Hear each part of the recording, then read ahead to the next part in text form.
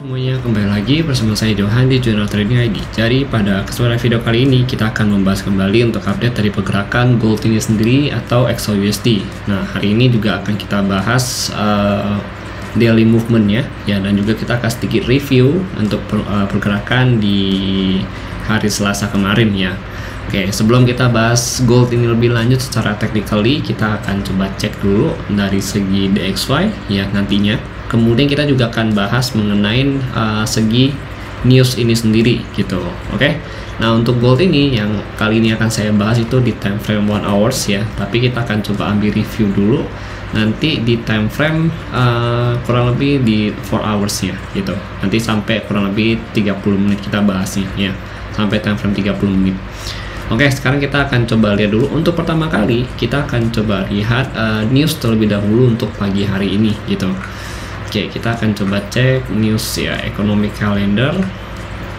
Nah, kalau kemarin itu kan ada news ya. Kita review sebentar ya untuk news yang kemarin. Nah, review yang kemarin itu kan di sini. Kalau kita mau lihat ini, nah ini. Nah, ya, ada PMI ya, S&P Global ya, PMI Service. Ini hasilnya bagus untuk DXY ya, atau bagus untuk USD ya, dimana kalau kita perhatikan USD sendiri sempat naik atau pullback dari zona supportnya dia. Jadi kalau kita perhatikan, nah ini adalah zona supportnya dari si USD yang sempat kita bahas juga di beberapa video ya, 105.42, 105.4. Nah, ini DXY ini belum bisa close ya di bawah 105.6. Artinya ini adalah area support yang penting atau berperan penting untuk si USD saat ini gitu. Selama dia masih belum close di atas ini, ada potensi dia untuk rebound kembali ya, dengan target harga di 107.3 sampai 107.19 gitu. Nah, untuk saat ini si USD sendiri itu masih posisi polanya downtrend ya. Jadi kalau dia mau uptrend, minimal dia harus bisa break dari 105.55 atau 106.75 gitu. Jadi ya minimal dia harus bisa break dari current high-nya dia yang di sini gitu. Ini kan dia belum bisa break nih dari current high-nya dia gitu. Dia masih bertahan di area resisten yang sudah di break, dan saat ini sudah jadi area supportnya itu di 106.01 sampai 106.16. jadi kurang lebih kalau kita genapin ini ada 16 pip ya gitu range supportnya dia. Oke, kemudian ini untuk USD. Jadi kalau kita USD itu masih sentimennya positif untuk yang kemarin.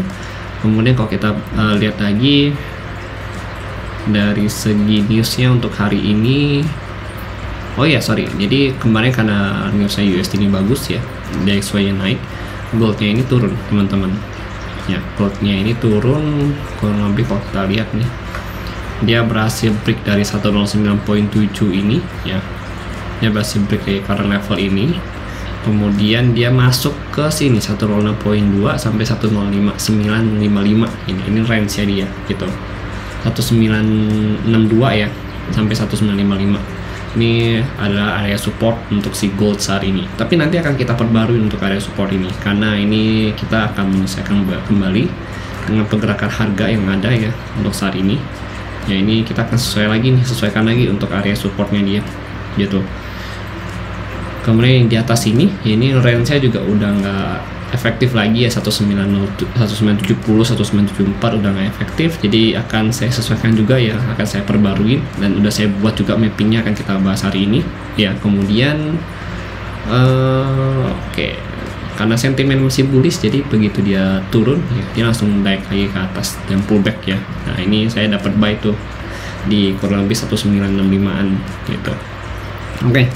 Bagi kalian yang dapat buy juga ya, mungkin nanti di 1965 ini ya, bagi kalian yang dapat buy, kalian boleh lah close sebagian dulu karena memang masih agak riskan ya untuk tingkat hold jangka panjangnya, karena harga itu masih bisa spike atas bawah dengan cepat ya. Jadi much better untuk saat ini selama belum ada kejelasan mengenai geopolitik ya, dan juga ditambah dari feed itu sendiri ya.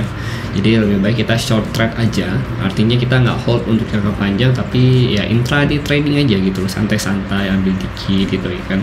Tapi lama-lama jadi gunung kok gitu. Kalau kita mau hold ya usahakan ya pakai SL plus, jangan overconfidence ya kan, nggak pakai SL plus, akhirnya yang tadinya profit malah jadi hilang profitnya kan, itu juga merugikan kita sebagai trader gitu ya. Oke, jadi begitu. Nah, itu pesan dari saya. Nah, ini untuk hari ini kita lihat ya untuk newsnya itu untuk USD. Oke, AUD nggak ada news. Euro, oh AUD ada CPI teman-teman.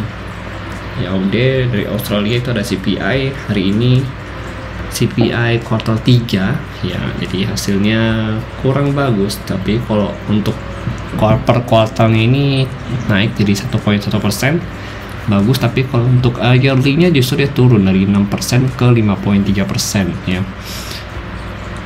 Nah, kemudian median CPI juga naik. Nah, kalau untuk Jerman, Euro nggak ada. Kemudian, nah ini ada dari USD ya. USD ini jam 7 ya, 19.00 ada boarding permits. Kemudian di jam 21 yaitu jam 9 malam itu ada new home sales ya. Kemudian ada lagi ini dari oil ya.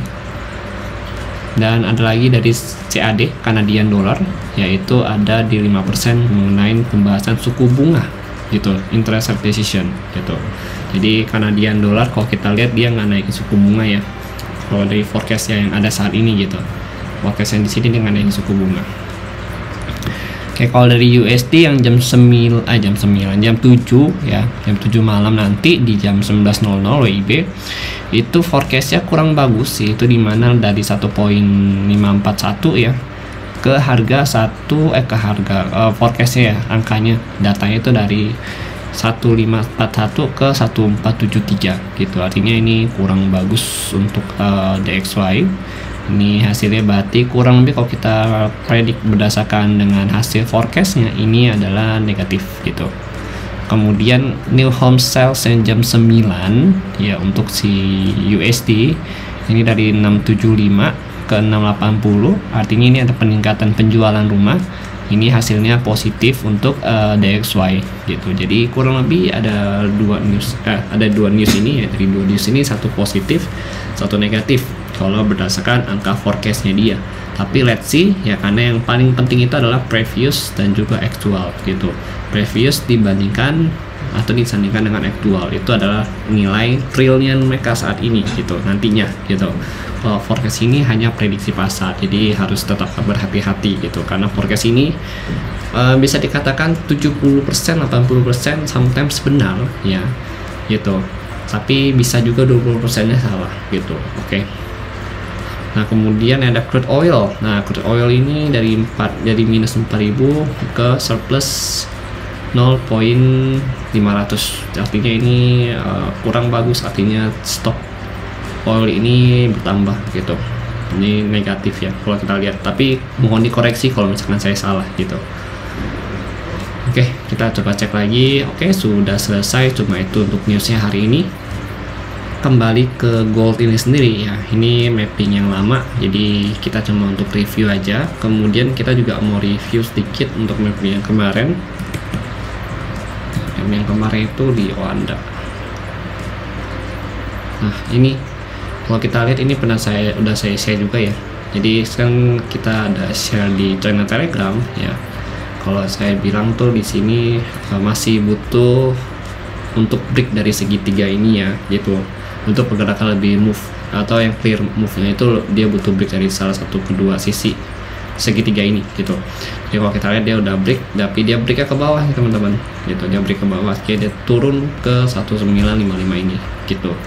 Oke, untuk saat ini kita mau ambil lagi analisa yang baru ya.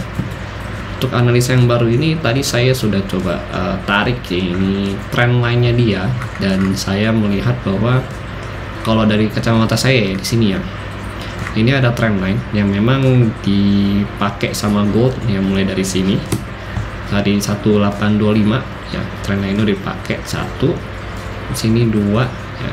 Oke, berarti ini dia ada retest, sempat melakukan retest kembali di 1696 ya, 1896 atau 1870-an ya, retest kembali trend line-nya.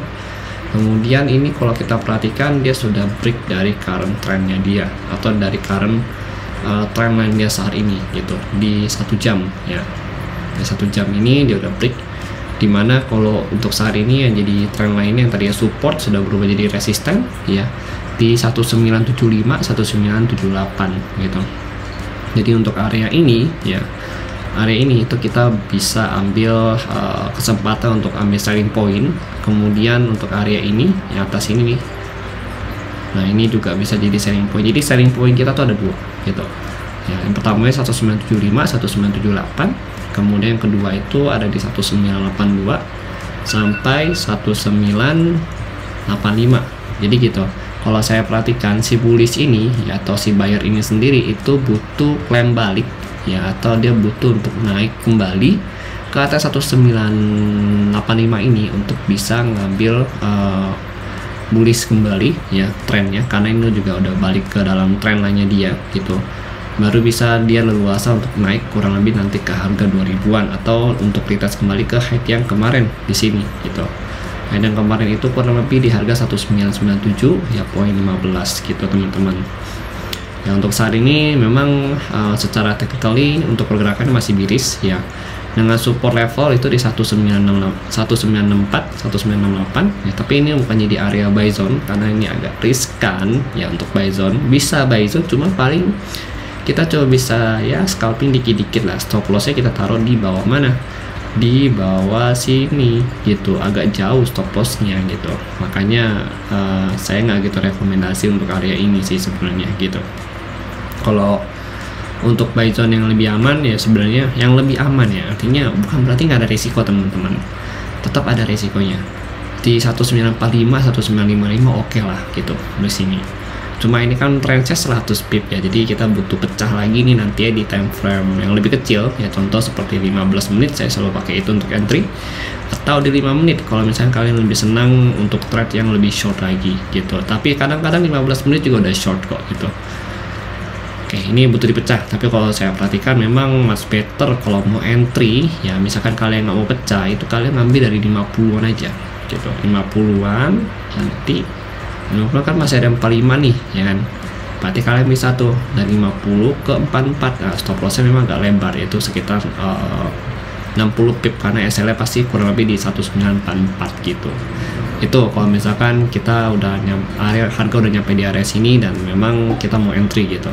Tapi sebelum kita entry, pastikan di sini udah ada rejection terlebih dahulu gitu.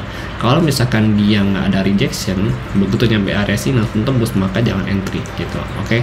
Kalau masalah rejection tergantung dari konfirmasi kita bagaimana gitu. Kalau misalkan untuk yang saya pribadi, begitu confirm akan saya share ke channel premium. Tapi kalau misalkan kalian yang personal yang memang di luar premium, itu boleh banget kalian ubek-ubek materi saya di JTSC ya. Itu sudah saya share cara entry, cara baca mapping, terus strategi 5 menit, itu boleh banget kalian tonton ya. Karena gimana ya, di situ tuh adalah cara saya untuk entry, dan biasanya saya baca chart tuh juga udah saya share di sana semua. Nanti juga akan saya upload lagi, akan saya teruskan untuk JTSC. Yang pertama itu ada cara entry di zona, terus ada pembahasan lagging dan leading indikator ya, terus ada SND yang bisa di entry dan juga tidak bisa di entry ya kan. Terus nanti juga saya mau update mengenai analisa market atau market outlook secara keseluruhan gitu. Oke, jadi itu ya untuk gold. Kemudian ini berarti kita masih bisa tunggu di sini. Nah ini kalau mau ambil paling agak riskan ya, boleh ambil tapi agak riskan. Main nanti stop lossnya di 66 lah, 66 atau 67 gitu. Tapi ini belum ada confirm karena harga masih di tengah-tengah teman-teman gitu. Harga masih tengah-tengah, jadi kita tunggu aja dia di zona yang ini, antara dia mau ke atas dulu atau ke bawah dulu, it's okay gitu. Yang penting kita tungguin aja gitu, jangan kita kejar ya pokoknya. Pokoknya semakin kita kejar namanya market ini, pasti ya kita akan lebih cepat lossnya gitu. Terus itu trading itu kita harus tunggu zona itu atau harga itu datengin kita gitu, bukan kita yang datengin harganya gitu. Oke. Nah ini tuh dia di tengah laut nih kalau begini teman-teman, lagi di tengah laut. Nah ini kalau di pinggir laut atau pinggir pantai, ini pantai-pantainya lagi, kita tunggu di pantainya aja gitu. Oke, sekarang kita bahas dulu sedikit mengenai open market ya. Kita mau bahas session. Oke, di sini terus kita akan turunin dulu ke 30 menit untuk open session ini karena lebih enak ya. Oke, yang harus kita perhatikan dari sesi New York yang kemarin ya, sisaannya ya. Yang pertama low-nya sesi New York itu di 1959 ya. Ini yang perlu kita tandai untuk hari ini. Kemudian median sesi New York atau nilai tengah dari sesi New York itu 1970.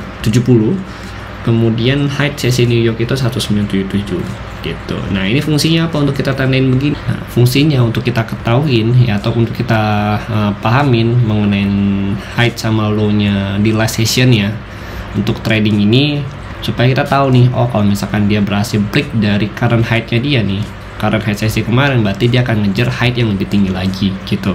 Atau misalkan dia berhasil break dari current low yang kemarin, atau dari current low dari sesi yang sebelumnya ya, itu dia akan buat low yang lebih jauh lagi, atau dia punya decline yang lebih dalam lagi dari sesi yang sebelumnya gitu.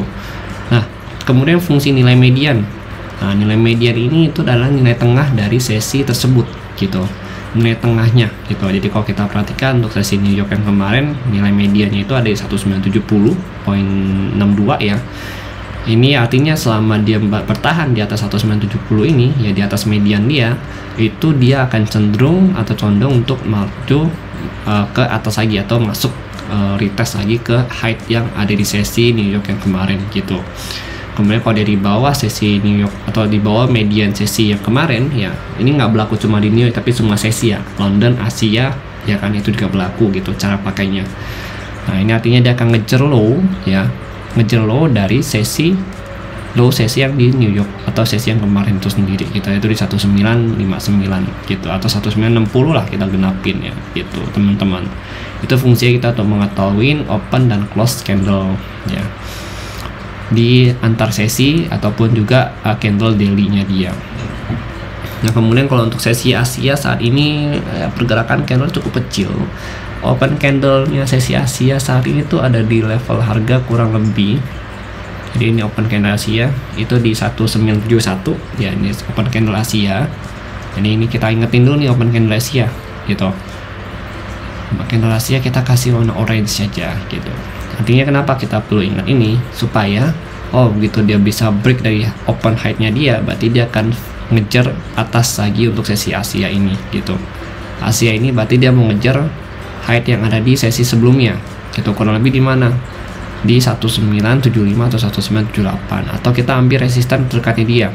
Nah, kalau di 30 menit ada di 1972 atau 1977 berapa ini, 1972 sih ini paling deket ya, soalnya ini kecil range nya, sorry.